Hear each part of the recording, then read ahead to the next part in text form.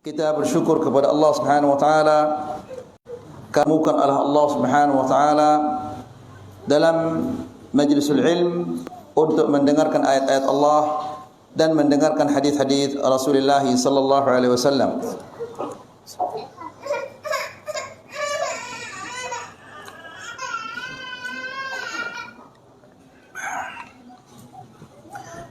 Ikhwani fi din, a'azzakumullah. Pada malam ini insyaallah kita akan melanjutkan membaca kitab Aqidatu Ahli Sunnah wal Jamaah. Pada pertemuan yang sebelumnya kita telah menjelaskan tentang khasais Ahli Sunnah wal Jamaah, keistimewaan Ahli Sunnah wal Jamaah.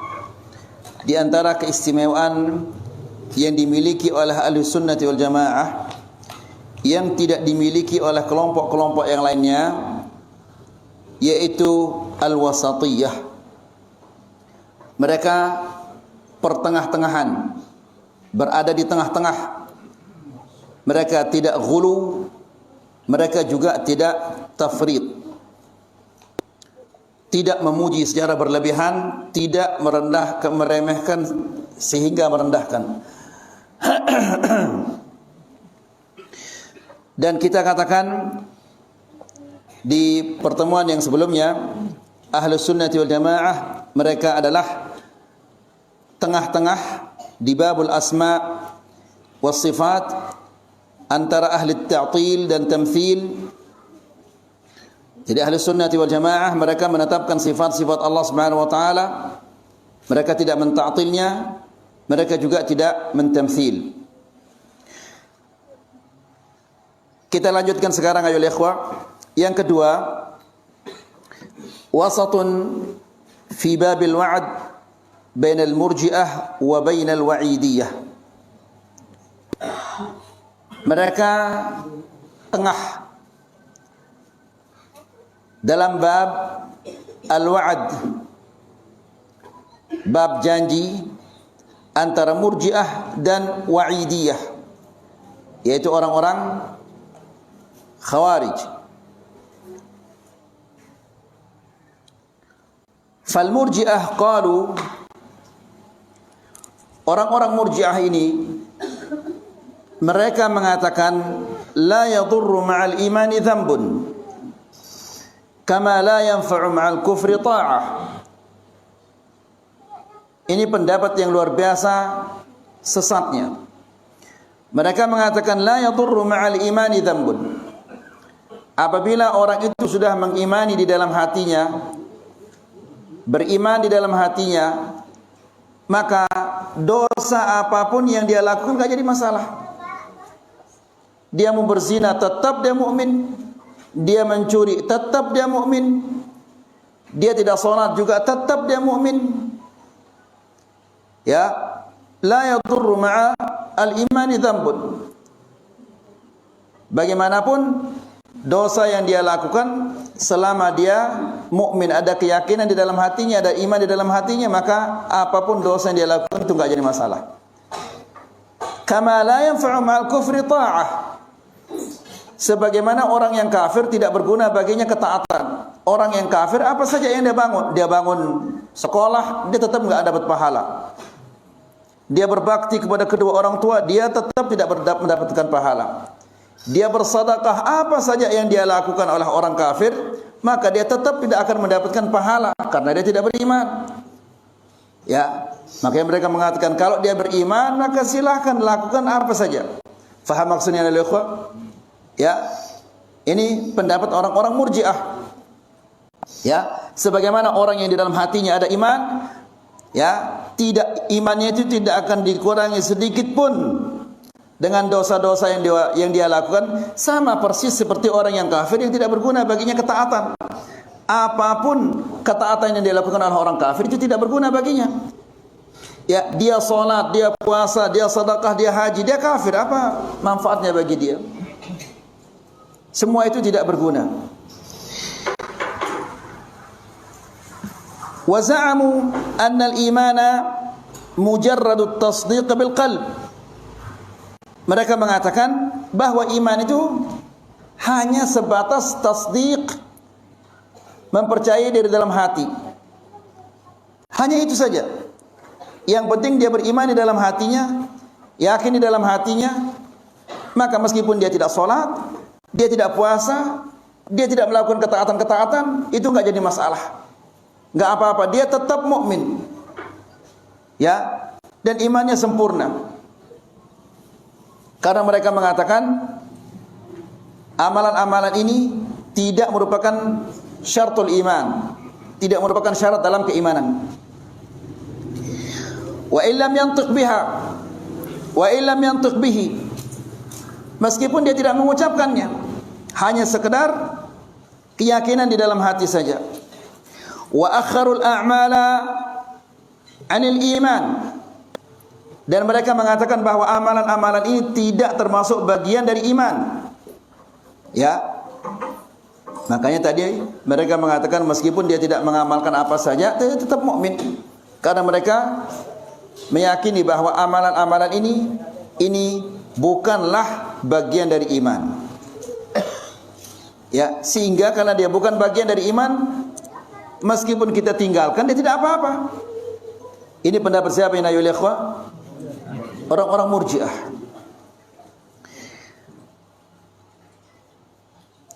Wajawwazu an yu'adziballahu al-muti'in, an yu'adziballahu al-muti'in wa yun'im al-'asin. Dan mereka di dalam keyakinan mereka bahwa Allah Subhanahu wa taala boleh dia menyiksa orang-orang yang taat, sebagaimana Allah Subhanahu wa taala boleh juga memberikan kenikmatan bagi orang-orang yang bermaksiat. Ya, la ilaha illallah. Orang yang taat, yang habis umurnya beribadah kepada Allah Subhanahu wa taala, boleh disiksa oleh Allah Subhanahu wa taala. Orang yang habis umurnya bermaksiat kepada Allah Subhanahu wa taala, boleh diberikan nikmat oleh Allah Subhanahu wa taala. Jadi ikhwani fillah azakumullah, apa manfaatnya kita membaca, mengetahui keyakinan-keyakinan orang-orang seperti ini agar kita mensyukuri nikmat Allah. Kita tidak dijadikan seperti mereka. Kita dipilih oleh Allah Subhanahu wa taala dari sekian banyak hamba-hambanya untuk meyakini keyakinan ahli sunnah wal jamaah. Kita tidak termasuk orang-orang yang mengentengkan, yang membolehkan orang-orang yang bermaksiat. Kalau kita termasuk orang-orang yang murji'ah seperti ini ayol ikhwah, dan kita mengentengkan orang-orang yang tidak sholat, enggak apa-apa tidak sholat, enggak apa-apa tidak puasa, tidak apa-apa. Lalu bagaimana jadinya orang itu kalau dia meninggal dunia sementara dia meninggalkan sholat? Dia tidak pernah melakukan ketaatan sama sekali. Ya, alhamdulillah kita tidak seperti itu. Alhamdulillah juga kita tidak menjadi seperti orang-orang yang kalau sudah sampai tingkatan tertentu dia menamatkan sholat. Ya, alhamdulillah kita tidak termasuk orang-orang yang apa? Yang memiliki pemahaman yang sangat menyimpang. Semua orang kafir kecuali dia dan teman-temannya saja. Maka ikhwani fiddin azakumullah, apabila kita membaca pendapat-pendapat kelompok-kelompok yang disesatkan oleh Allah Subhanahu wa taala, maka kita akan bersyukur kepada Allah atas nikmatnya yang sangat besar yang Allah anugerahkan kepada kita, sehingga kita menjadi orang-orang yang berpegang dengan pemahaman ahli sunnah wal jamaah. Dan tentunya ikhwani fiddin azakumullah, sebagaimana Allah Subhanahu wa taala memberikan kita pemahaman yang benar ini, Allah Subhanahu wa taala juga bisa mencabutnya kapan saja Allah Subhanahu wa taala kehendaki. Maka pemahaman yang Allah berikan kepada kita ini hendaklah kita jaga. Tentunya menjaganya dengan senantiasa menuntut ilmu dan senantiasa berdoa kepada Allah Subhanahu wa taala agar ditambahkan keyakinan kita terhadap Al-Quran dan Sunnah ini. Kemudian ammal wa'idiyah, fahumul qailuna bi anna Allah yajibu alaihi aqlan an yu'adzib al-'asi. Ini sebaliknya, al-wa'idiyah. Al-wa'idiyah ini mengatakan bahwa Allah Subhanahu wa taala wajib dia menyiksa orang-orang yang bermaksiat. Tidak pantas Allah mengampuni mereka. Ya. Kama yajibu an yuthibal muti'. Sebagaimana orang yang taat wajib diberikan oleh Allah Subhanahu wa taala pahalanya, begitu juga orang-orang yang asi, yang bermaksiat ini wajib untuk disiksa oleh Allah Subhanahu wa taala. Tidak ada ampunan bagi mereka.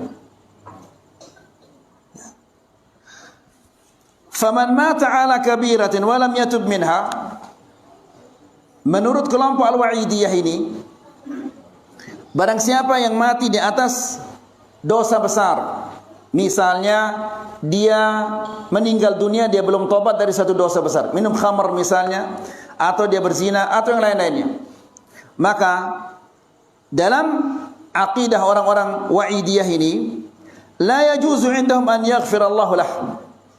Orang yang seperti ini tidak boleh Allah mengampuni dosa-dosanya. Allah mau diatur sama mereka. Ya, surga Allah, neraka Allah, mereka semua maunya memasukkan orang yang mereka kehendaki, mengeluarkan orang yang mereka kehendaki. Wala haula wala quwwata illa billah. Ikhwani fi din, azakumullah. Rasulullah sallallahu alaihi wasallam dalam sebuah hadis mengatakan, "Salasatun la yadkhuluna al-jannah." Ada 3 orang mereka tidak akan masuk surga. Di antaranya adalah mudminul khamr. Orang yang mati dalam keadaan apa? Mudminul khamr, tidak tobat dari dosa khamr. Aqidah ahli sunnah wal jamaah dalam hal ini, mereka ini tahtal masyiah, di bawah kehendak Allah Subhanahu wa taala. Jika Allah berkehendak, maka dia akan diampuni oleh Allah Subhanahu wa taala dosa-dosanya, atau Allah masukkannya ke dalam neraka kemudian dikeluarkan lagi. Dia tidak kekal di neraka. Kapan dia kekal di neraka? Apabila dia menghalalkan khamr itu, barulah dia kekal di neraka. Ya. Lalu bagaimana dengan hadis ini yang mengatakan salasatun la yadkhulunal jannah? 3 orang tidak masuk surga. Salah satu di antaranya mudminul khamr. Tidak masuk surga di sini maksudnya tidak masuk dari pertama, tapi dia nanti di akhir baru dia masuk. Ya. Afwan. Dia tidak masuk surga dari awal. Tapi nanti setelah itu, setelah dia di neraka disiksa oleh Allah Subhanahu wa taala, barulah dia dimasukkan ke dalam surga. Jadi dia tidak kekal. Kapan dia kekal? Apabila dia menghalalkan khamar, baru dia kekal. Ya. Adapun Wa'idiyah ini orang yang bermaksiat, kemudian dia sampai dia mati belum bertobat dari maksiatnya itu, maka dia kekal di neraka. Tidak boleh Allah Subhanahu wa taala mengampuni dosa-dosanya. La ilaha illallah. Allah mau diatur sama mereka. Nasallallahu alaihi wasallam. Amma ahlu sunnah fawasatun. Adapun ahlu sunnah mereka tengah-tengah. Baina nufatil wa'id min al-murji'ah. Ya. Ahlu sunnati wal jamaah mereka tengah-tengah antara murjiah yang menafikan ancaman ini. Bagi orang-orang murjiah ini, semua orang itu dia imannya sempurna meskipun dia berdosa, meskipun dia mati di atas dosa besar, dia sempurna imannya. Kalau ada sempurna imannya, maka pasti dia kemana? Surga. Ini akidahnya siapa? Akidahnya orang-orang murji'ah. Wa baina mujibihi minal wa'idiyah. Dan antara orang-orang yang mewajibkan dia masuk neraka seperti orang-orang yang wa'idiyah. Wa'idiyah itu artinya ancaman Allah Subhanahu wa taala pasti dilaksanakan. Padahal Allah Subhanahu wa taala meskipun dia mengancam, tapi Allah Subhanahu wa taala kadang-kadang memaafkan. Ya. Dimaafkan oleh Allah Subhanahu wa taala dosa-dosanya. Dan ikhwani fi din, azakumullah, banyak sekali contoh-contohnya lil ikhwan di mana Allah Subhanahu wa taala mengampuni dosa-dosa hambanya. Ya. Rasulullah sallallahu alaihi wasallam menjelaskan bahwa Allah Subhanahu wa taala nanti di akhirat akan memanggil seorang hambanya. Lalu ditanya oleh Allah Subhanahu, yakhlu bihi, Allah berdua-duaan dengan hambanya. Lalu Allah mengatakan, kamu akui dosa ini? Ya. Dosa ini kamu akui? Ya. Dosa ini kamu akui? Ya. Lalu apa kata Allah? Satartuha 'alaika fid dunya wa ana aghfiruha laka al-yawm. Dahulu di dunia aku tutup-tutupi dosamu, dan sekarang aku menghapus semua dosa-dosamu ini. Dihapus dosa-dosanya Allah Subhanahu wa taala. Ya. Kalau orang wa'idiyah tidak ada, harus dia masuk neraka, seolah-olah dia yang punya neraka. Ya. Faman mata ala kabiratin indahum fa amruhu mufawwadun ila Allah. Ahlus sunnati wal jamaah, keyakinan mereka, barang siapa yang meninggal dunia dalam keadaan belum tobat dari dosa besarnya, dari kabirah. Kabirah itu dosa besar. Dia belum berhenti dari dosa besarnya. Mungkin dia sampai dia mati belum tobat dari ghibah, sampai dia mati belum tobat dari dosa berbohong, atau dari makan uangnya orang, makan uang yang haram, atau dia belum berhenti dari zina sampai dia meninggal dunia. Maka orang yang seperti ini, fa amruhu mufawwadun ila Allah. Urusannya dia di tangan Allah Subhanahu wa taala. Artinya dia tahtal masyiah. Tahtal masyiah artinya di bawah kehendak Allah Subhanahu wa taala. Apa arti di bawah kehendak Allah Subhanahu wa taala? Di bawah kehendak Allah maksudnya jika Allah berkehendak diampuni dosanya, atau jika Allah Subhanahu wa taala berkehendak dimasukkan dulu ke neraka, setelah itu dimasukkan ke dalam surga. Ya. Tapi wa'idiyah tidak, langsung dia ke neraka. Seperti orang kafir. Kalau orang kafir, dia tidak di bawah masyiah. Ya, yang di bawah masyiatullah itu adalah orang-orang yang beriman tapi dia mati dalam keadaan masih melakukan dosa besar. Kalau orang kafir dia langsung ke neraka. Dia tidak di bawah masyiatullah. Faham ayul ikhwah? Ya. Jadi, faman mata ala kabiratin indahu. Barang siapa yang mati di atas dosa besar, artinya dia meninggal dunia dan dia belum meninggalkan dosa besarnya itu, fa amruhu mufawwadun ila Allah. Ini urusannya kembali kepada Allah Subhanahu wa taala. Ya. Tidak boleh kita menyatakan meskipun kita melihat dia minum khamr, meskipun dia belum tobat dari zina, tidak boleh kita mengatakan oh ini ke neraka sudah ini. Tidak boleh. Ya. Karena urusan dia masuk neraka atau tidak itu urusan Allah Subhanahu wa taala. Tentunya orang yang mati di atas dosa besar, kita khawatir jangan-jangan Allah Subhanahu wa taala menyiksanya. Ya. Sehingga kita disyariatkan Allah Subhanahu wa taala untuk memintakan mereka ampunan. Agar Allah Subhanahu wa taala meringankan apa? Azabnya. Tidak boleh kita memutuskan si fulan dia ke neraka karena selama hidupnya dia selalu minum khamr atau yang lain-lainnya. Ya. Kemudian namun sebagian ulama mengatakan kecuali kalau dia tidak salat sama sekali. Kalau dia tidak salat maka dia kafir. Karena Rasulullah sallallahu alaihi wasallam mengatakan al-'ahdu alladhi bainana wa bainahum as-shalah. Faman tarakaha faqad kafar. Pemisah antara kami dan mereka, pembeda antara kami dan mereka itu adalah salat. Barang siapa yang meninggalkannya maka dia kafir. Yang pemisah pembedanya itu sudah tidak ada sekarang. Ya. La ilaha illallah. Ikhwani fi din azakumullah, masalah salat ini adalah masalah yang sangat berat, yang sangat besar ini. Nabi sallallahu alaihi wasallam juga mengatakan, "Bainar rajuli wal kufri wasyirki tarkus shalah." Antara seseorang dan kekufuran dan kesyirikan adalah meninggalkan salat. Berarti apabila dia salat itu tidak ada, maka silahkan dia mukafir, dia musyrik. Karena pembedanya, pemisah itu sudah tidak ada. In syaa'a aqabahu wa in syaa'a 'afa anhu. Jika Allah berkehendak, Allah akan memberinya hukuman, Allah akan menyiksanya. Wa in syaa'a 'afa anhu. Atau Allah Subhanahu wa taala jika berkehendak, Allah Subhanahu wa taala akan mengampuni dosa-dosanya. Wa idza 'aqabahu, dan jika dia disiksa oleh Allah Subhanahu wa taala, fa innahu la yakhludu khuludal kuffar. Seandainya dia disiksa oleh Allah Subhanahu wa taala, maka dia tidak akan apa? Kekal di neraka seperti kekalnya orang kafir. Dan kita ikhwani fi din azakumullah, sering kita menyampaikan orang yang terakhir keluar dari neraka itu, apa kata Rasulullah sallallahu alaihi wasallam? Qadim tuhishu.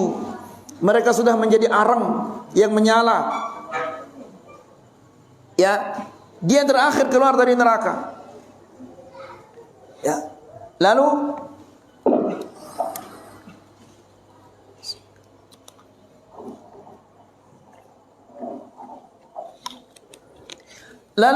disuruhlah dia mandi di sebuah sungai namanya apa? Nahrul Haya. Namun Allah tidak lama kemudian Allah Subhanahu wa taala memperlihatkan kepadanya pohon korma yang ada airnya. Dia minta kepada Allah Subhanahu wa taala, "Ya Allah, bawalah aku ke sana." Namun Allah Subhanahu wa taala mensyaratkan, "Kalau aku bawa engkau ke sana, nanti kamu minta lagi yang lainnya." "Oh enggak ya Allah, aku tidak akan meminta yang lainnya." Dibawalah dia ke sana. Setelah dia bersenang-senang di tempat itu, Allah memperlihatkan lagi kepadanya yang lebih bagus lagi. Minta apa enggak ini? Tadi sudah janji ini. Tapi dia tidak sabar untuk tidak minta. Akhirnya minta, "Ya Allah, bawalah aku ke sana." Ya. Allah Subhanahu wa taala mengatakan, "Wahai anak Adam, betapa cepatnya engkau mengingkari janjimu. Kan engkau sudah mengatakan engkau tidak akan meminta lagi." Tapi Allah Subhanahu wa taala melihat orang ini tidak sabar untuk tidak ke sana, dibawalah dia ke sana. Setelah dia bersenang-senang di sana, diperlihatkan lagi oleh Allah Subhanahu wa taala yang lebih bagus lagi dari yang pertama dan yang kedua. Enggak sabar lagi dia, akhirnya minta lagi kepada Allah, "Ya Allah, bawalah aku ke sana." Wahai anak Adam, betapa cepatnya engkau mengingkari janjimu. Tadi engkau mengatakan engkau tidak akan meminta lagi. Tapi Allah Subhanahu wa taala tahu dia tidak sabar untuk tidak ke sana itu. Dibawalah dia ke sana oleh Allah Subhanahu wa taala. Setelah dia bersenang-senang di tempat itu, dia mendengar orang-orang di sorga bersenang-senang di sorga. "Ya Allah, dekatkan aku ke sana, dekatkan aja." Ya, didekatkanlah dia ke sorga. Dilihat kenikmatan-kenikmatan yang ada di dalam sorga. Ya, istana dan pohon-pohon dan sungai-sungai yang begitu indah. "Ya Allah, masukkanlah aku ke sorga." Ya. Namun Allah Subhanahu wa taala mengatakan, "Wahai anak Adam, betapa cepatnya engkau mengingkari janjimu. Tadi engkau mengatakan engkau tidak bisa, engkau tidak akan meminta lagi. Tapi Allah Subhanahu wa taala yang Maha Pengasih, Maha Penyayang, ya, memberinya, diberi tawaran di Allah Subhanahu wa taala. "Maukah engkau aku beri seperti dunia ini?" "Mau ya Allah." "Saya tambah lagi, seperti dunia lagi." 2 kali seperti dunia. "Mau ya Allah." 3 kali. "Mau ya Allah." "Kalau gitu saya kasih kamu 10 kali dunia ini." Padahal dia keluar dari neraka dalam keadaan menjadi apa? Arang. Diampuni dosa-dosanya oleh Allah Subhanahu wa taala, kemudian dimasukkan ke surga. Jangan antum minta kepada Allah, "Mudah-mudahan saya orang itu." Jangan. Ya, meskipun dia diberikan oleh Allah Subhanahu wa taala seperti dunia ini 10 kali, minta kepada Allah Subhanahu wa taala supaya selamat dari neraka itu. Karena kita tidak tahan di neraka ini.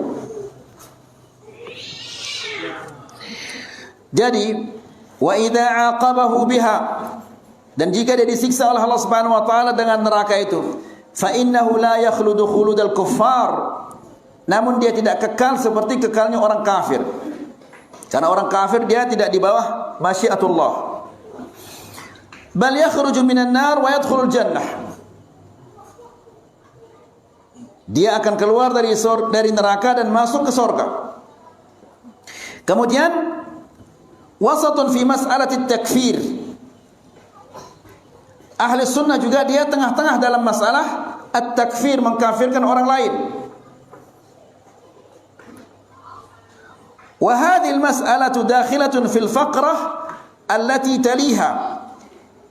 Masalah ini masuk dalam poin yang berikutnya.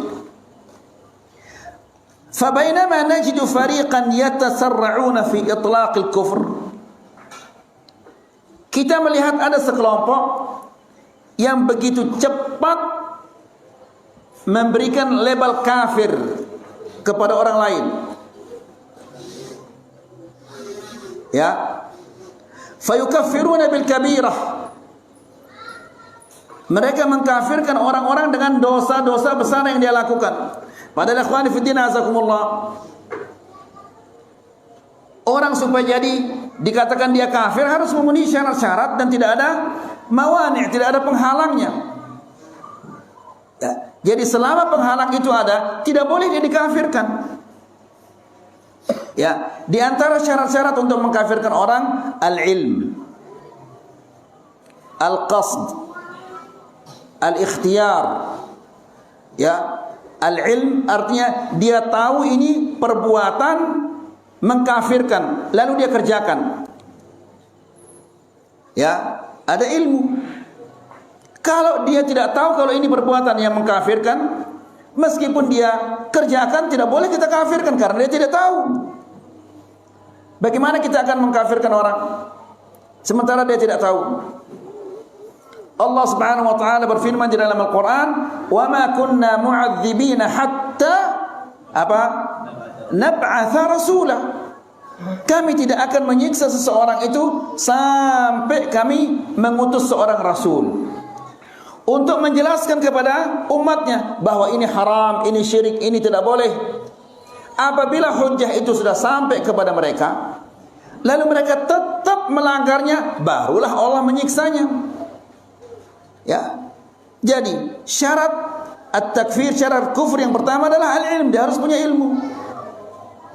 Kedua, al-qasd. Al-qasd artinya dia sengaja melakukannya, bukan tidak sengaja. Ya, apa contohnya ya ikhwan? Contohnya yang sering kita sampaikan. Seseorang yang jalan di padang pasir, ya, membawa ontanya. Di ontanya itu ada apa? Makanan dan minuman. Makanannya, minumannya. Tiba-tiba onta ini terlepas. Dikejar ontanya, dia tidak berhasil menyusulnya, menangkapnya. Maka karena dia putus asa, dia tunggulah kematian. Ya, dia tunggu kematian. Di saat dia menunggu kematian, datanglah ontanya itu. Dipegang ontanya, dipegang tali kekangnya. Saking gembiranya, ya, atas kembalinya ontanya itu, dia mengatakan, Allahumma anta abdi wa ana rabbuk. Ya Allah, engkau adalah hambaku dan aku adalah Tuhanmu. Akhta'a min syiddatil farah. Dia salah saking senangnya. Allah tidak mengkafirkannya. Justru Allah senang kepadanya. Karena di awal hadis itu Nabi SAW mengatakan, lallahu asyaddu farahan. Sesungguhnya Allah Subhanahu wa taala lebih gembira. Dan dijelaskan hadis yang tadi. Ya ikhwani fillah azakumullah. Kalau orang tidak sengaja, maka meskipun dia melakukan kekufuran, tidak boleh dia dikafirkan. Kemudian yang ketiga adalah al-ikhtiyar. Tidak ada orang maksanya. Dia mengerjakannya dengan apa? Dengan senang hati, tidak ada yang memaksanya.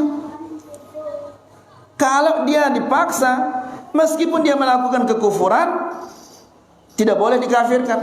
Apa contohnya ya ikhwan? Ammar ibn Yasir. Ya, ibunya disiksa sampai dia meninggal dunia. Bapaknya juga menyusul tidak lama kemudian disiksa meninggal dunia. Lalu dia diberikan tawaran. Cacilah Muhammad sallallahu alaihi wasallam dan puji patung kami. Memuji patung kufur apa enggak ya ikhwan? Kufur. Mencaci Rasulullah sallallahu alaihi wasallam kufur apa enggak? Kufur. Dua-duanya pekerjaan kufur. Ya. caci maki Muhammad, puji patung kami, dan kami akan melepaskan. Akhirnya karena dia tidak tahan dengan siksaan itu, maka dicacilah Rasulullah SAW dan patung-patung itu dipuji. Dibebaskanlah dia. Begitu dia hijrah, dia menangis. Kenapa kamu menangis? Ya Rasulullah, aku dipaksa oleh orang kufar Quraisy untuk mencaci makimu, dan aku lakukan karena aku terpaksa. Apa kata Rasulullah SAW? Apakah Nabi mengatakan kamu kafir, kamu masuk ke neraka, tobat kepada Allah? Apakah Nabi mengatakan demikian? Tidak. Justru Nabi mengatakan fa in adu fa'ud. Kalau mereka menyiksamu lagi, caci lagi aku, maki lagi aku. Ya. Jadi ikhwan fillah azakumullah, orang yang banyak di antara ikhwan-ikhwan kita, saudara-saudara kita yang tidak tahu bahwa perbuatan ini mengkafirkan. Ya. Nah, mereka itu tidak boleh kita kafirkan. Namun menjelaskan hukum, harus kita menjelaskan hukum. Orang yang minta kepada selain Allah, ini adalah syirik. Tapi yang meminta itu tidak boleh kita vonis dia bahwa dia musyrik, kekal di neraka, tidak boleh. Karena kita ini ditugaskan untuk menjelaskan hukum, bukan untuk menghukum orang. Ini yang tidak difahami oleh kebanyakan orang. Sehingga Wahabi ini pandang diri doang yang sakena katanya. Semua orang dibid'ahkan, semua orang dikafirkan. Tidak pernah kita mengkafirkan orang, tidak pernah kita membid'ahkan orang. Yang kita jelaskan hukum. Ya, orang yang melakukan sesuatu yang tidak pernah dicontohkan oleh Rasulullah SAW, tidak pernah diperintahkan oleh Rasulullah SAW, masa kita mengatakan boleh? Masa kita mengatakan dia bagus? Ini jelas adalah bid'ah. Pelakunya bagaimana? Ya pelakunya itu urusannya dengan Allah Subhanahu wa taala. Ya. Karena kewajiban kita hanyalah menyampaikan hukum. Ya. Kalau si fulan itu kita tidak tahu bagaimana dia di sisi Allah Subhanahu wa taala. Makanya Ahli Sunnah wal Jamaah mengatakan, laisa kullu man waqa'a fil kufri waqa'al kufru alaihi. Tidak semua orang yang terjatuh ke dalam kekufuran, hukum kufur itu telah jatuh kepadanya. Ya, dan tidak semua orang, walaisa kullu man waqa'a fil bid'ati waqa'atil bid'atu alaihi. Dan tidak semua orang yang terjatuh ke dalam bid'ah itu, hukum bid'ah itu telah jatuh kepadanya. Faham maksudnya ya ikhwah? Ya, bisa jadi dia melakukan kekufuran, namun hukum kufur itu belum jatuh kepadanya. Dia belum menjadi orang kafir. Karena dia tidak tahu mungkin, atau mungkin dia dipaksa, atau mungkin dia tidak sengaja. Ya, kita semua mengetahui ayo ikhwah, menginjak Al-Quran misalnya kufur. Ya, kita semua yakin bahwa menginjak Al-Quran kufur. Namun suatu hari ada gempa, lari dia, tanpa dia sengaja diinjak Al-Quran. Masa kita mengatakan kamu kafir, di neraka kamu? Dia tidak sengaja. Ya, banyak juga saudara-saudara kita dan keluarga-keluarga kita masih meyakini bahwa ajimat ini bisa mendatangkan manfaat, keris ini bisa menolak mudarat, dan yang lain-lain. Semua itu adalah kufur kepada Allah Subhanahu wa taala karena hak Allah dirampas. Namun mereka tidak tahu. Ya, tidak pernah ada orang yang berikan kepada mereka penjelasan. Jadi ikhwani fillah azakumullah, tidak boleh kita tergesa-gesa mengkafirkan orang. Ya. Pernah saya nonton di TV apa itu? Di YouTube. Orang takfiri diwawancarai di apa namanya ini?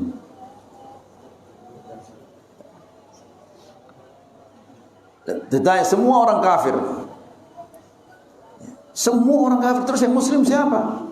Hanya saya katanya. Lalu yang membawa acaranya ini, dia bilang, berarti menurutmu saya ini juga kafir? Iya kafir kamu. Langsung berantem live itu.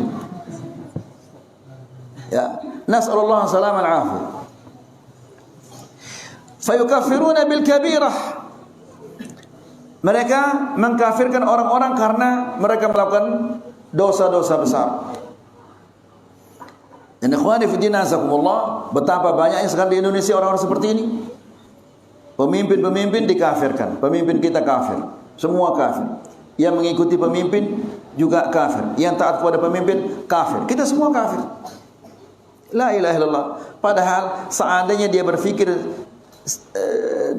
dengan tenang-tenang, mungkin dia kafir. Sekarang dia punya KTP, yang nyuruh dia bikin KTP siapa?